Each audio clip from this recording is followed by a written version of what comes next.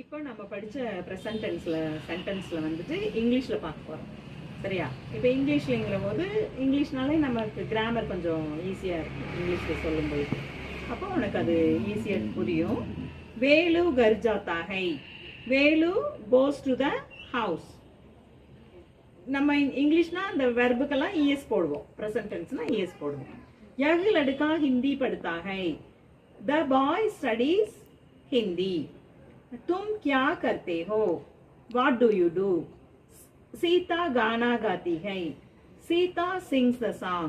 मीना कपड़ा सीती है, मीना stitches the cloth.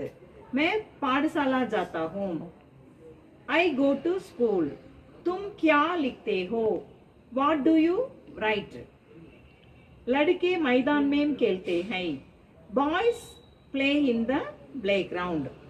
लड़कियां गाना सीखती है, गर्ल्स लर्न सिंगिंग. हम कहानी सुनते हैं, we listen to the story. सुनते हैं அப்படிங்கிற போது கேட்கிறோம். ஓகேவா? லிசன் பண்றது. இப்போ இங்கிலீஷ்ல உனக்கு புரிஞ்சிருக்கும்னு நினைக்கிறேன். இப்போ ப்ரெசன்ட் டென்ஸ்னா இதுதான். ஓகேவா? அதாவது சிம்பிள் ப்ரெசன்ட் டென்ஸ் இருக்குது, இந்த மாதிரி வெர்பு சேர்த்தன சென்டென்ஸும் இருக்குது.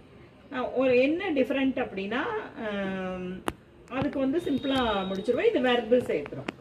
அப்போ ஹிந்தியில் அப்படிங்கிற போது இப்போ நான் இங்கிலீஷ்க்கு ஒரு ரூல்ஸ் அண்ட் ரெகுலேஷன் இருக்கும், கோ கோஸ், ரைட் ரைட்ஸ் அந்த மாதிரி போட்டுருவோம். ஹிந்தியில் அப்படிங்கிற போது இந்த டிஃப்ரெண்ட் தான், அதாவது male female plural plus respect பார்க்கணும். சரியா? அதுதான் வித்தியாசம்.